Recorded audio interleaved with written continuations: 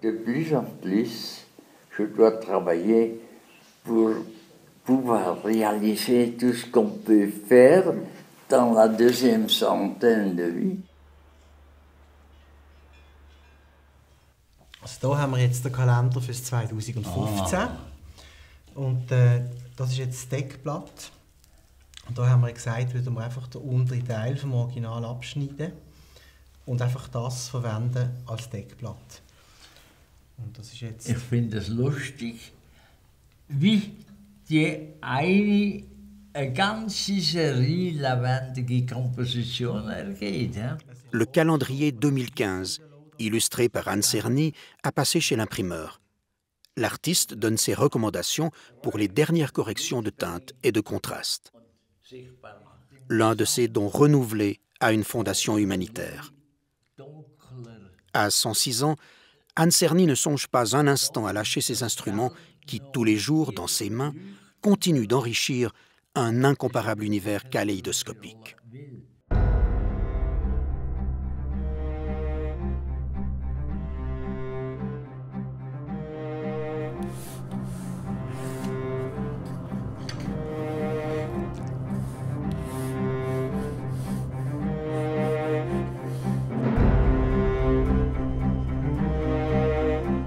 Depuis 1909, la lumière traverse chaque jour ce vitrail créé lors de la construction du musée d'art et d'histoire de Genève, l'année même où Hans Cerny voit le jour à Lucerne.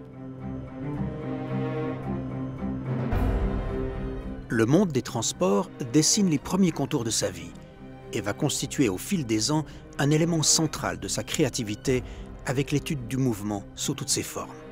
Le père de Hans, machiniste dans les bateaux à vapeur du lac des Quatre Cantons, aura une influence déterminante sur son fils. Dès ses premières années, Hans se révèle curieux de tout. Il observe, il absorbe, il se souvient. Dans un peintre, il y a une sorte de magasin de mémoire. Mon père était bien capable de dessiner des choses. En militaire, il était canonnier. Et vous savez, les canons dans le temps ont été tirés toujours par les chevaux. Et alors les chevaux sont été pour lui déjà quelque chose d'assez important. Et ça devenait pour moi une chose naturelle de les dessiner sans faute anatomique. Immergé dans son deuxième siècle, riche de ce qu'il a appelé son magasin de mémoire, Erny continue de peupler ses dessins de chevaux aux côtés des personnages que son crayon invente. Les traits sont nets, fruits d'une observation précise que l'artiste libère dans son imagination.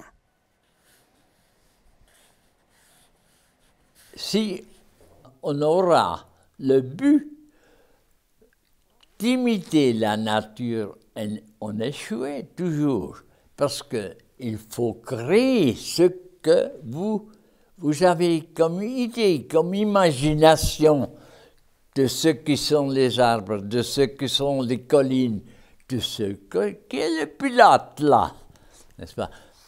C'est ça qui est la beauté de mon travail.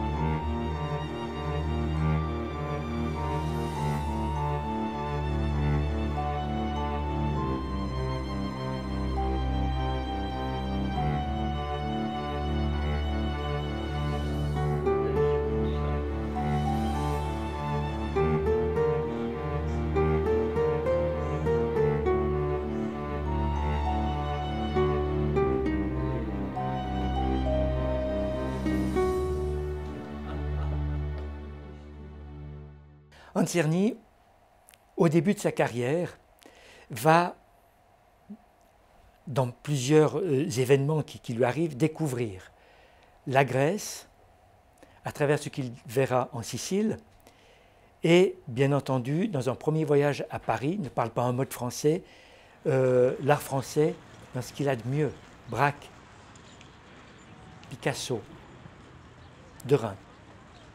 Il sent très fort qu'il doit concilier dans son œuvre diverses sources pour arriver à maturité. Et ce jeune homme qui a 21, 22 ans décide de commencer sa carrière, non pas sous son nom, mais sous un pseudonyme, François Grec, écrit en minuscule, héritage du Bauhaus, avec la volonté de creuser la haute tradition classique de l'Antiquité et l'art français, qui est alors l'art de référence pour lui. Le voilà à Paris pour commencer une carrière en déclarant très clairement ses sources. J'ai laissé un pseudonyme avec les peintures qui sont été toujours, dans un sens, influencées par d'autres peintres avant moi. Et de plus en plus que j'ai été moi-même, j'ai tenu à mon nom. Erny se lance alors dans l'art abstrait, libéré de modèles précurseurs, et signera dès lors toutes ses œuvres de son vrai nom.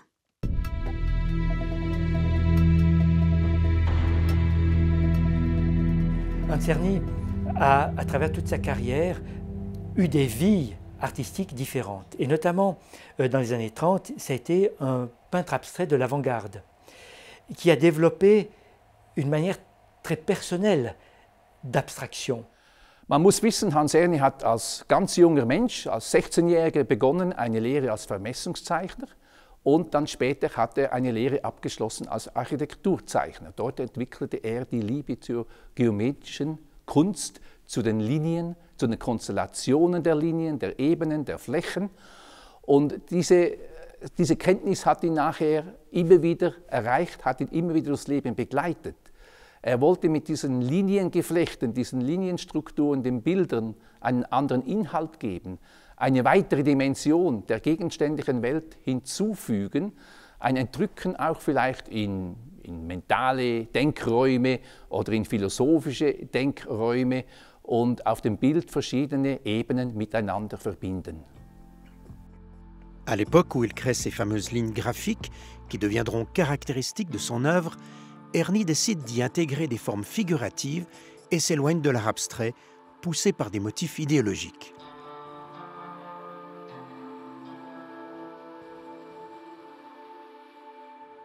Der Auszug von Hans Czerny aus der Abstraktion in die Welt der Gegenständigkeit begann vor allem 1939 mit der Landesausstellung. Er wollte dort ein populäres Bild malen, ein Bild, das Menschen zeigt, das Geschichte zeigt, das Landschaften zeigt. Er wollte näher zum Volk gehen, er wollte nicht für eine Elite malen, sondern er wollte Geschichte erzählen. Sein Motto war ja stets, Kunst ist nicht für den Künstler da. Kunst hat einen gesellschaftlichen Auftrag. Kunst soll etwas bewirken. Es soll etwas auslösen im Denken und im Handeln. Dès la fin des années 30 déjà, Hans Czerny est un peintre suisse célèbre qui se voit commander des œuvres importantes et marquantes pour lui. Quelles sont les œuvres que vous avez faites auxquelles vous restez aujourd'hui le plus attaché? Il faudra réfléchir quand même sur l'ensemble de ce que vous avez fait pendant 100 ans. Et si je voudrais répondre vite, ce serait quand même les grandes compositions d'une longueur de 100 mètres pour notre fédération suisse, pas pour les grandes expositions. Là, j'ai tâché de renverser mon contenu dans l'ensemble de tous les aspects de la vie de notre pays.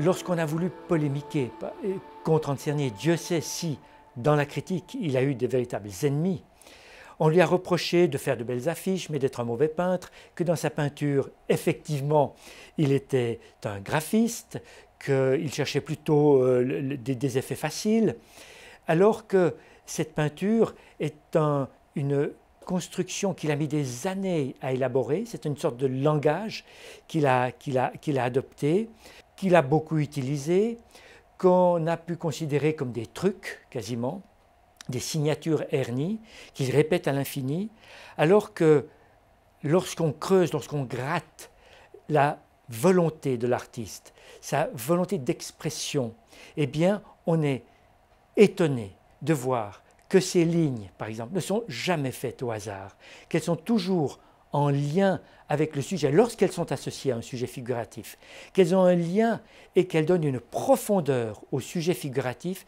qui est parfois vertigineux.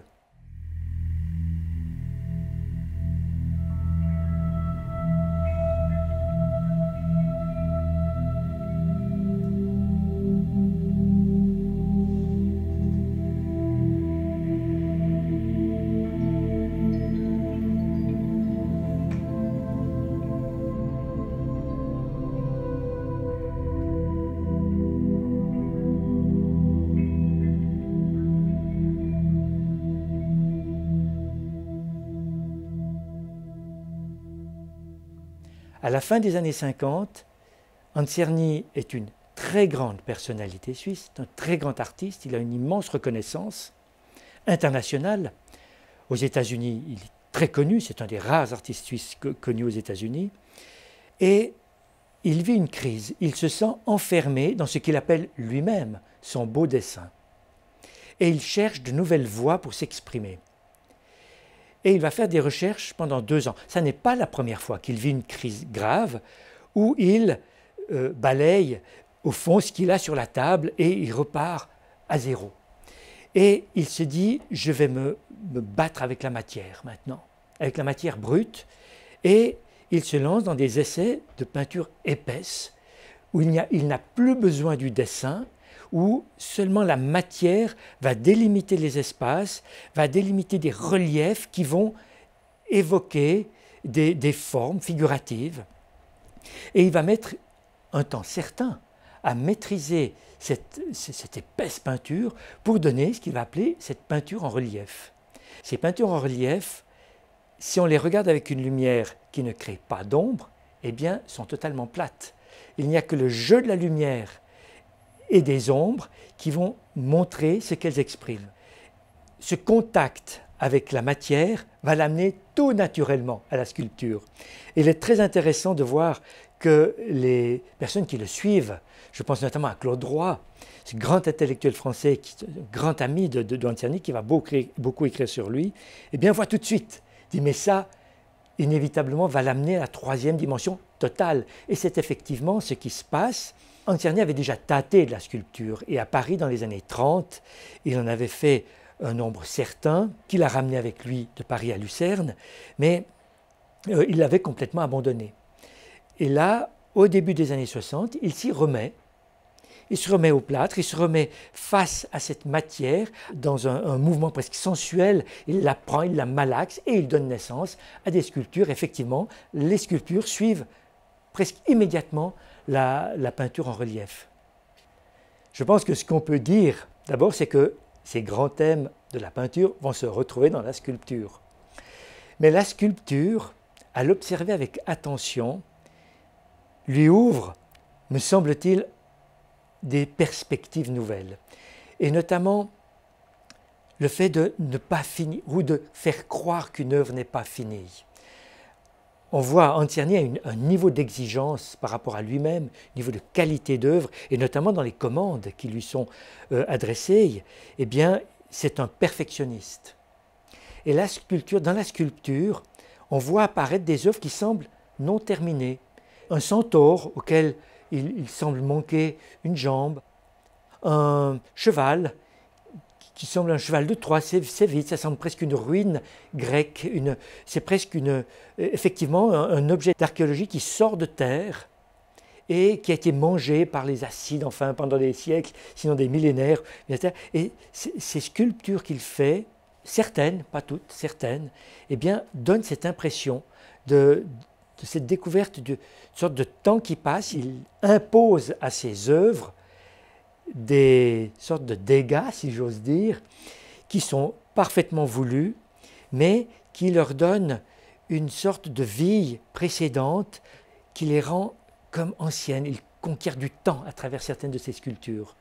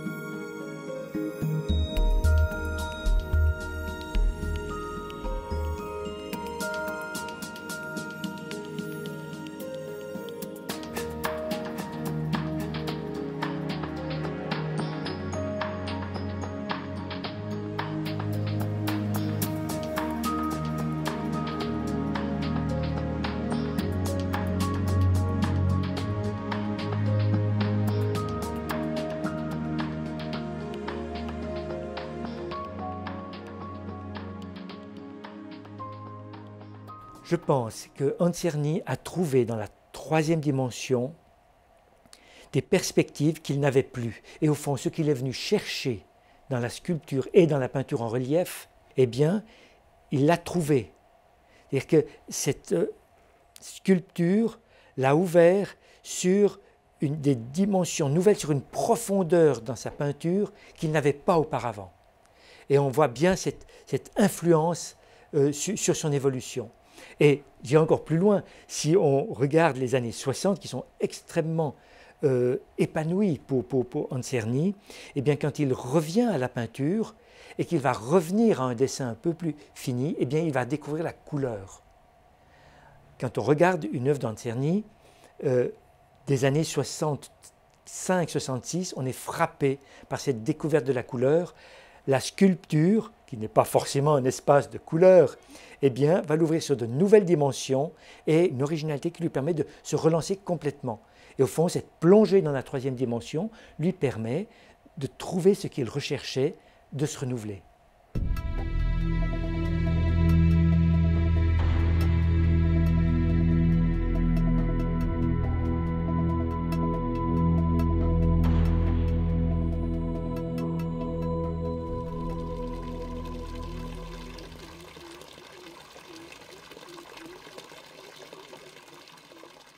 Anserny touche le public, je dirais le grand public.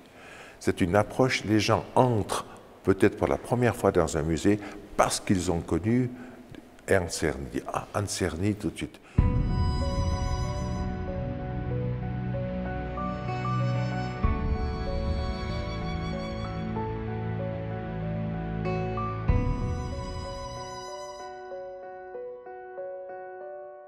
Les gens n'entrent pas forcément dans un musée, dans une fondation. Et avec Anserny, c'est réussi.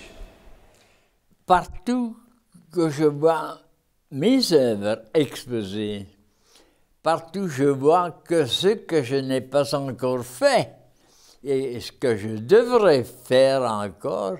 Et alors, chaque exposition me fait un grand plaisir parce que ça me stimule dans le travail. C'est quelqu'un de très proche que j'admire pour son humanisme, pour ses qualités de cœur rares. La philosophie d'un homme ne peut pas se borner de laisser la paix à côté et de se dire les guerres sont aussi une nécessité dans la vie, etc. C'est une stupidité. L'homme peut s'enrichir avec toutes les possibilités de la paix. La paix ne laisse autre chose que si elle est au service d'une vie humainement valuable.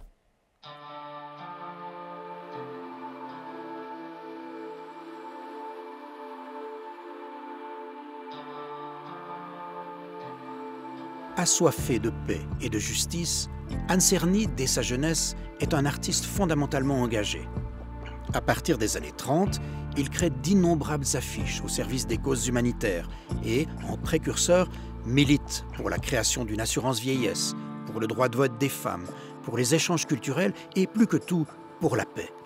Mais, homme de gauche, il va payer très cher le prix de ses idées. La Confédération, qui lui confie durant la guerre la création de nouveaux billets de banque, lui retire brusquement son mandat pour des raisons politiques. La Suisse officielle le boycotte durant une quinzaine d'années et s'en excusera finalement lors de ses 100 ans par la bouche du conseiller fédéral Pascal Couchepin. Quel est pour vous ce que vous aimeriez léguer de plus important? Ce serait que l'homme possède cette possibilité de discuter d'abord.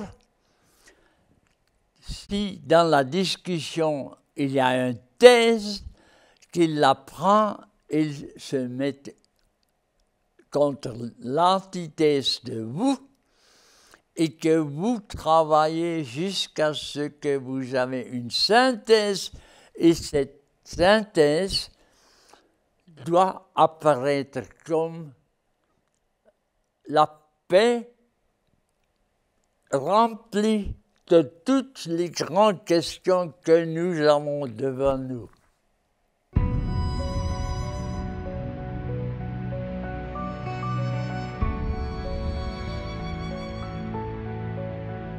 Par rapport à son engagement humain, social, idéologique, Anserny s'est inscrit dans un mouvement qui voit dans la science la possibilité de faire avancer la société. Elle l'intéresse dans cette mesure-là.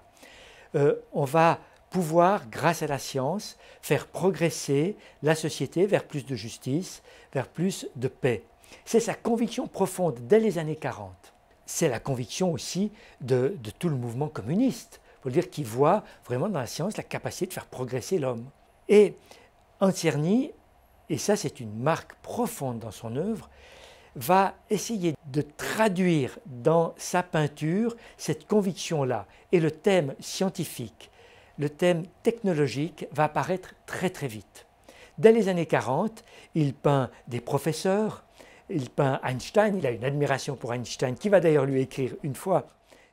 Les grands chercheurs sont pour lui des esprits qui ont une influence sur la civilisation occidentale, pour parler d'elle, décisive, et qu'il doit, dans son travail de mise en valeur, de valorisation de ce qu'est la société, eh bien, il ne peut pas passer à côté. Ces hommes, il doit les montrer à l'œuvre, parce qu'il croit, il a une sorte de foi en la science. Anserny travaille à la fresque monumentale de la libération de l'homme à travers les âges, qui ornera le musée d'ethnographie de Neuchâtel. L'esquisse nous livre les traits d'un visage familier, Albert Einstein, l'un des artisans de la conception actuelle de l'univers. Avant que le crépi ne soit sec, il faut peindre toute la surface, fragment par fragment. Nous ne sommes plus à Lucerne, bien entendu, mais à Neuchâtel, sur l'échafaudage de la face nord de la nouvelle annexe du musée, où Erny achève cette œuvre qui livre peu à peu son secret. Clio, muse de l'histoire, contemple les enfants de la Terre, symbole des 4 races.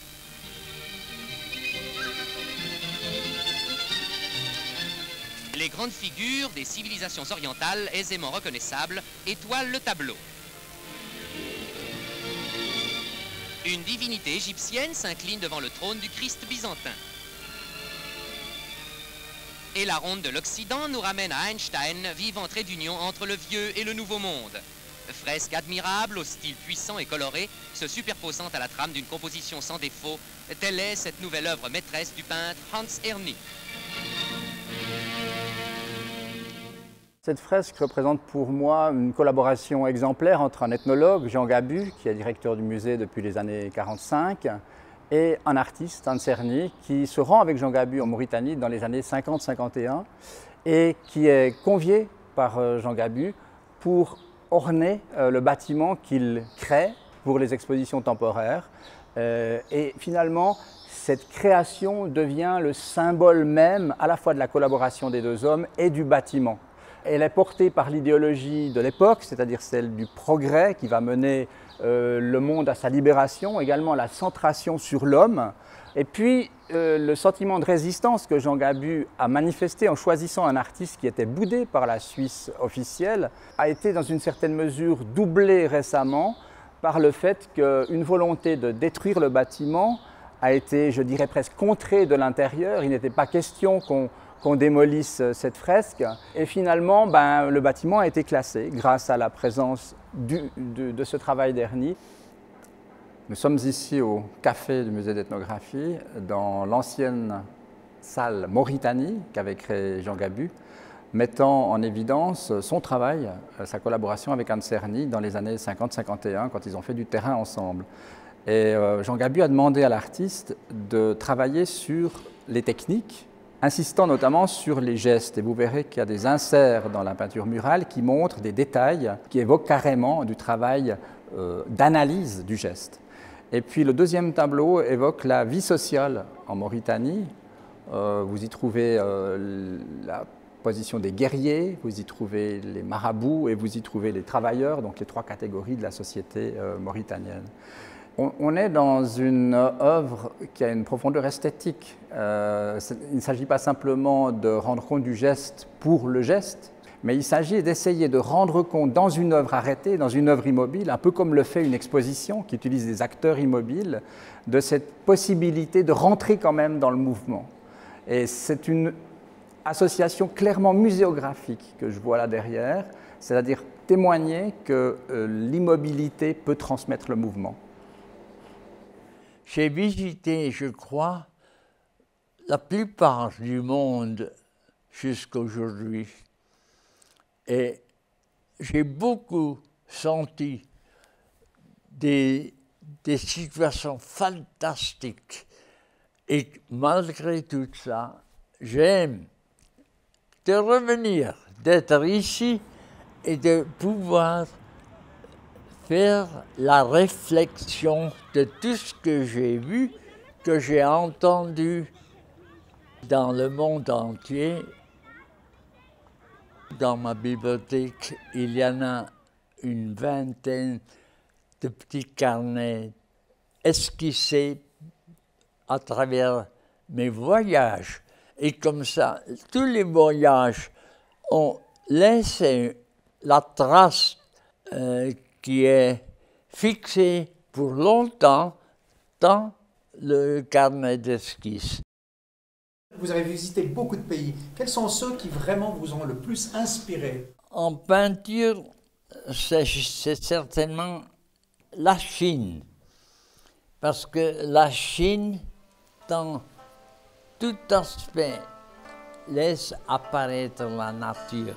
Et je vois que les éléments naturels m'ont inspiré le plus de ce qui est la Chine.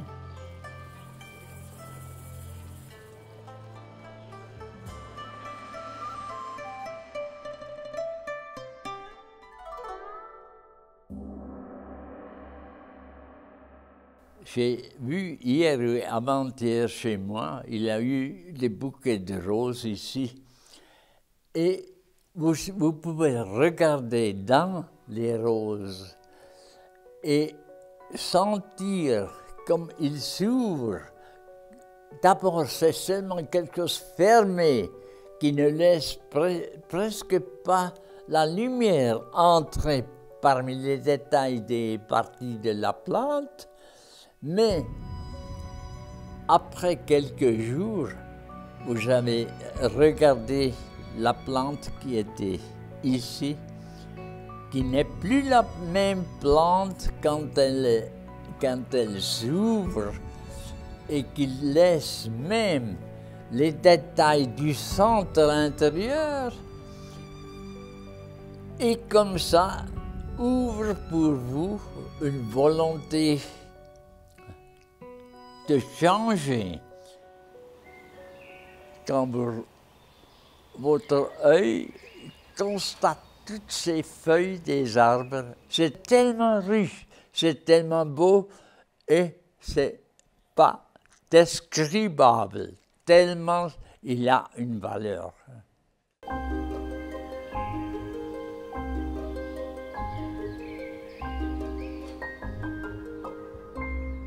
La nature est tellement riche, tellement beau que toute une vie, ça peut être beaucoup plus long que le mien, mais il y a assez de surprises chaque jour que vous aimeriez avoir une sorte de récapitulation de ce que vous avez vu, ce que vous voulez faire et ce qui est fait. Ce sont 3 ou 4 éléments qui jouent ensemble. Hein. Hans Czerny a cette immense chance d'avoir gardé la qualité de son dessin, sa souplesse. Et il s'épanouit grâce à son dessin, grâce à son travail quotidien à son atelier, et il en sort parfois des choses importantes.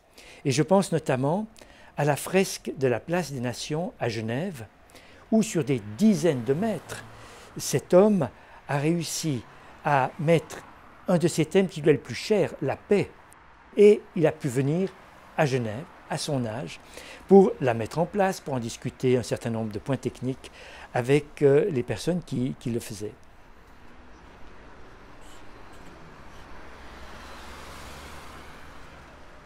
Lorsqu'on peint en grand et des grandes fresques, et que tout à coup on aboutit sur un tout petit morceau de papier comme un timbre, quelle impression ça vous fait à vous? Là, vous touchez un instant tellement intéressant. Pour moi, une grande toile, une toile de 10 mètres carrés ou bien ces longues fresques de 100 mètres, ne sont pas autres demandes chez moi qu'un portrait petit pour une timbre postale.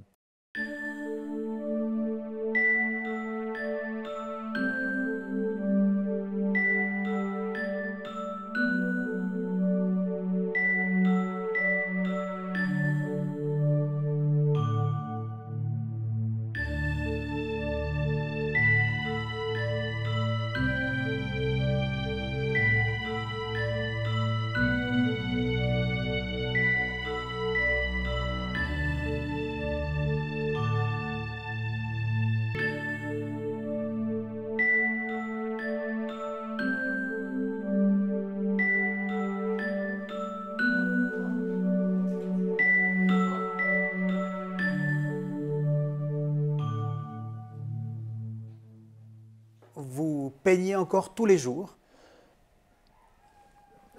N'est-ce pas? C'est faux si je dis c'est mon métier. Depuis que je suis vivante, je travaille, je dessine. Et si je ne peux pas dessiner, je suis malheureux. Quand vous vous levez le matin, quelle est votre première pensée? Cette première pensée est toujours différente. C'est pour ça que je ne peux pas unifier toutes les pensées dans une.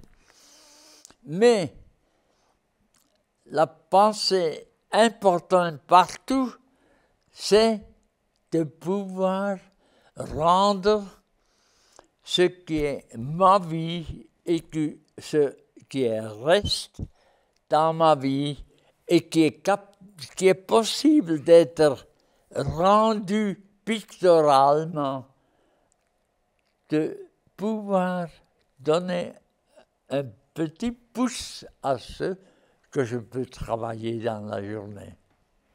Un jour, il m'appelle chez lui. Il avait 104 ans et demi. Je vais chez lui et il me dit, voilà, j'ai préparé des projets pour tes 5 vitraux. Il avait fait 15 projets. Léonard Gianada avait souhaité voir ornée de vitraux la chapelle protestante de Martigny. Un projet enthousiasmant pour Erny, fasciné par le jeu de lumière qu'exerce le soleil à travers la transparence, celle du verre ou de la pluie.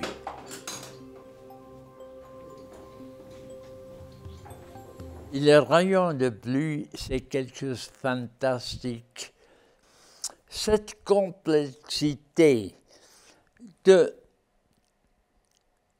faire d'une pluie dans laquelle il y a les rayons du soleil sur un certain angle, et ça crée tout le coloris que nous connaissons. Alors, qu'est-ce que nous voudrions mieux que ça?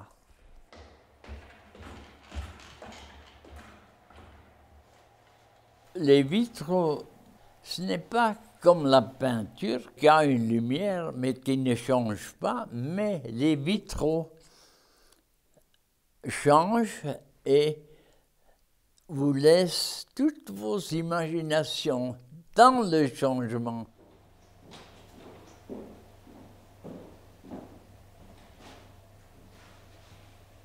Nous sommes dans l'atelier Simon Marc, un des ateliers les plus vieux de France, puisqu'une trace nous permet de revoir qu'il remonte à 1640.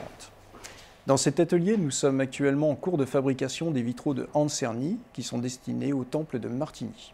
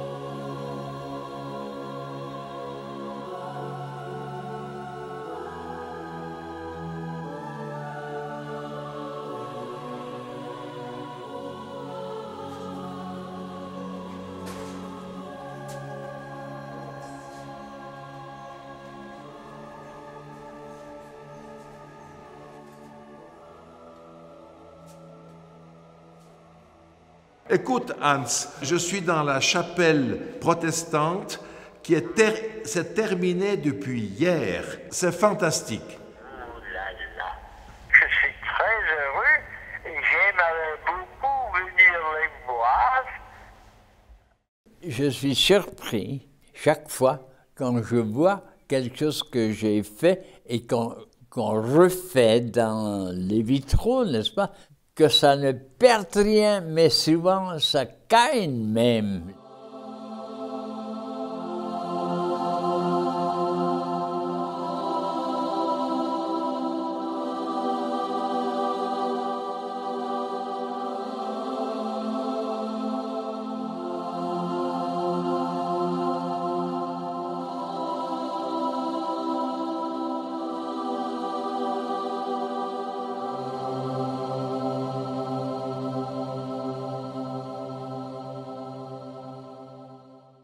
J'aime avoir décoré ces vitraux par l'homme et les questions que l'homme a toutes les journées avec son entourage. Et c'est ça, si j'ai pu dire quelque chose et laisser la lumière du soleil entrer à travers ces essais de moi, alors je suis très heureux. Parce que quand même, il y a les visiteurs des églises, et là, ils regardent quelque part et ils voient peut-être un semblable à soi-même. Pas un Dieu. C'est la force et le talent de Hans Cerny d'arriver à avoir un message universel, un message unifiant qui s'adresse véritablement à tous. C'est un cadeau extraordinaire.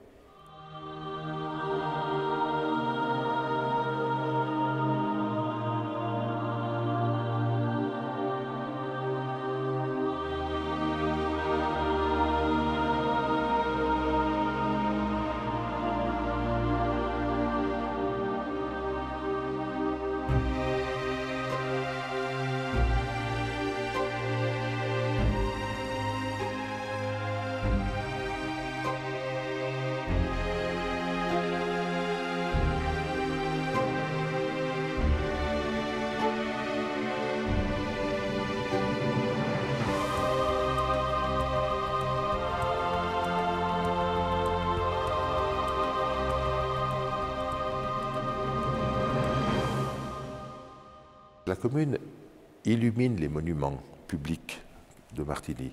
Et alors ils avaient prévu d'illuminer les façades de la chapelle. Et j'ai dit non, il ne faut pas illuminer les façades, il ne faut pas les toucher, il faut éclairer l'intérieur.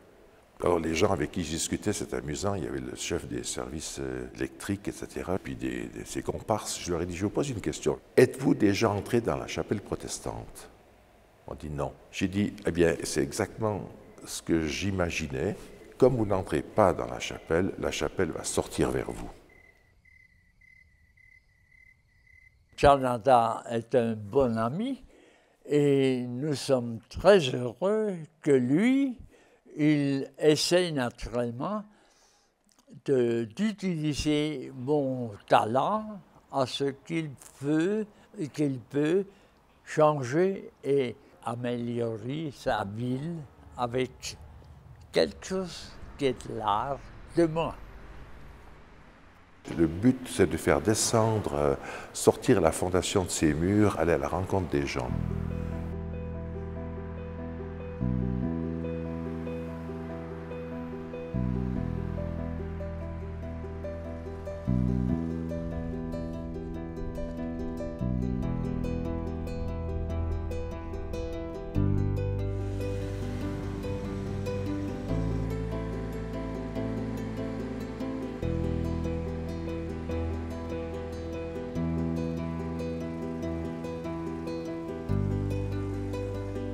Désormais présente dans de nombreux lieux suisses, l'œuvre de Hans Cerny a trouvé un accueil approprié dans l'enceinte du musée des Transports à Lucerne.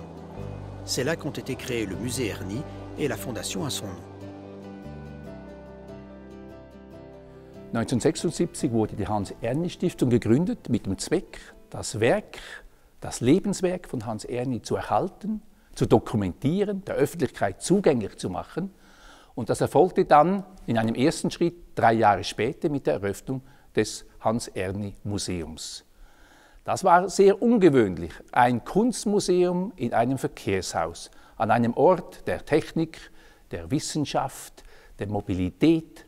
Aber wenn man Hans Erni kennt, seine Themenvielfalt, sein Wissen, seine Auseinandersetzungen in der Technik, dann ist es irgendwie logisch, dass ein Ort der Reflexion, der Meditation über die Errungenschaften der Technik hier auf diesem Gelände richtig sind. Das Museum hat ihm nicht nur Freunde eingetragen, es war damals unüblich, dass ein lebender Künstler noch bereits zu Lebzeiten ein Museum bekommt. Und da gab es sehr viel Kritik, es gab auch Neid, aber es gab auch viel Zustimmung. Und es hat überlebt. Es ist jetzt doch einige Jahrzehnte älter geworden.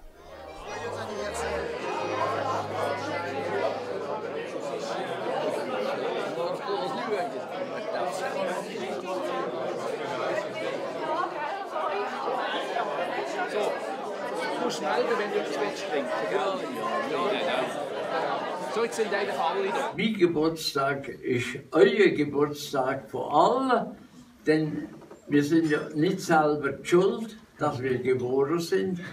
Wir sind auch nicht ganz selber schuld, wenn das Ende bevorsteht. Aber ich danke allen, die da sind. Ich weiß nicht, warum sie da sind. Un mois après ces images, le peintre lâche son dernier pinceau. Quelques jours plus tard, à Martigny, une grande colombe vient orner une façade. L'œuvre de Hans Erni continue de répandre ses bienfaisants parfums de paix.